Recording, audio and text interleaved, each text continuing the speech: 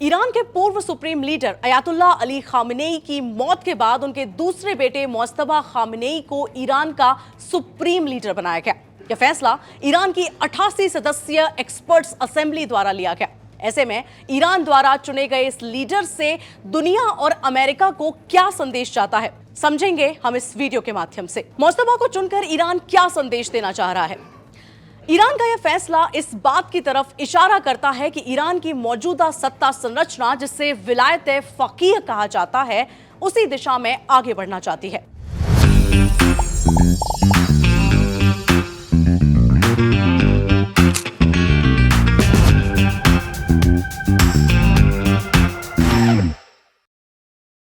Mujtaba Ali Khamenei के बेटे हैं और लंबे समय से सत्ता के अंदरूनी नेटवर्क, रिवॉल्यूशनरी गार्ड और धार्मिक प्रतिष्ठानों से जुड़े माने जाते हैं। ऐसे में ईरान सत्ता परिवर्तन पर नहीं बल्कि सत्ता की निरंतरता पर जोर दे रहा है। अगली बात क्या हो सकती है? हार्डलाइनर नीति जारी रहने का संकेत।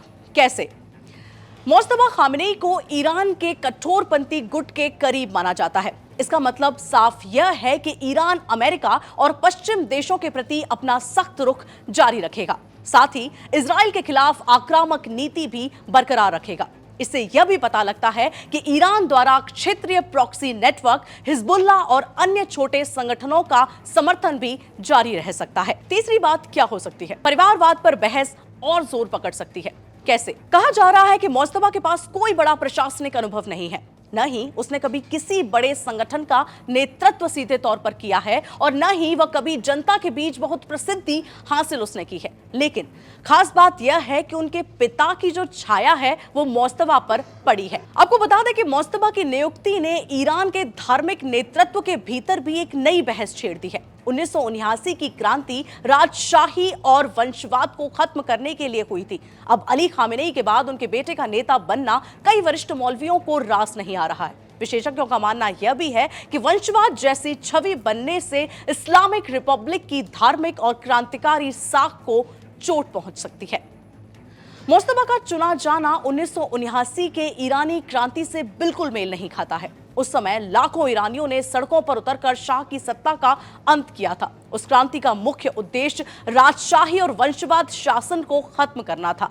लेकिन अब ईरान फिर से उसी दौर में प्रवेश करता साफ तौर पर नजर आ रहा है। अगली बात क्या हो सकती है? सुप्रीम लीडर के रूप में नियुक्ति और अंतर्राष्ट्रीय प्रतिक्रिया। कैसे? एक्सपर्ट्स असेंबली ने मुज्तबा को निर्णायक वोट से चुना है। IRGC ने भी मुज्तबा का समर्थन किया है। अमेरिकी राष्ट्रपति डोनाल्ड ट्रंप ने कहा है कि मुज्तबा की नियुक्ति अस्वीकार्य है। उन्होंने चेतावनी भी दी है कि बिना उनकी मंजूरी के कोई नया लीडर लंबे समय तक नहीं टिकेगा। इजराइल ने भी नए लीडर को निशाना बनाने की धमकी दी है। वहीं रूस और चीन ने ईरान के नए लीडर का खुलकर स्वागत किया है। आपको बता दें कि यह फैसला युद्ध के बीच हुआ जब ईरान भारी सैन्य दबाव में है। अगली बात क्या हो सकती है? अमेरिका इजराइल हमले में पिता की मौत। आपको बता दें कि अमेरिका और इजराइल के संयुक्त हवाई हमलों में अयातुल्लाह अली खामेनेई की मौत हो गई। ये हम सभी जानते हैं। यह हमला 28 फरवरी 2026 को हुआ और तेहरान में उनके कंपाउंड को निशाना बनाया गया था। ईरान मीडिया के अनुसार इस हमले में खामेनेई की बेटी, पोता, बहू और दामाद भी मारे गए थे।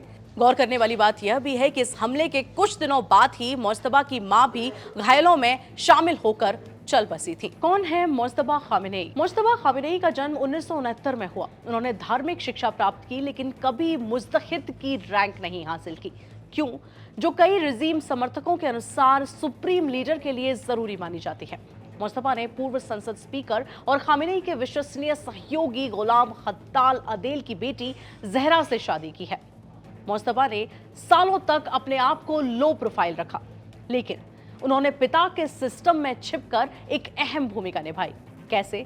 क्योंकि उन्हें इस्लामिक रिवॉल्यूशनरी गार्ड कॉर्प्स यानी कि IRGC और देश के आर्थिक नेटवर्क से जुड़े मामलों में संबंध बनाने के लिए जाना जाता रहा है। लेकिन उनका राजनीतिक विवादों से एक पुराना रिश्ता रहा है। 2005 के राष्ट्रपति चुनाव में मुज्तबा ने कथित रूप से IRGC के नेटवर्क का इस्तेमाल कर महमूद अहमदीनेजाद को सपोर्ट किया, जो उस दरमियान तेहरान के मेयर थे और अकबर हाशेमी के खिलाफ थे। 2019 में अमेरिका ने मुज्तबा पर सैंक्शन लगाए। आरोप यह था कि वे IRGC कमांडर के साथ मिलकर अपने पिता के घरेलू दमनकारी नीतियों को आगे बढ़ा रहे हैं। आपको क्या लगता है?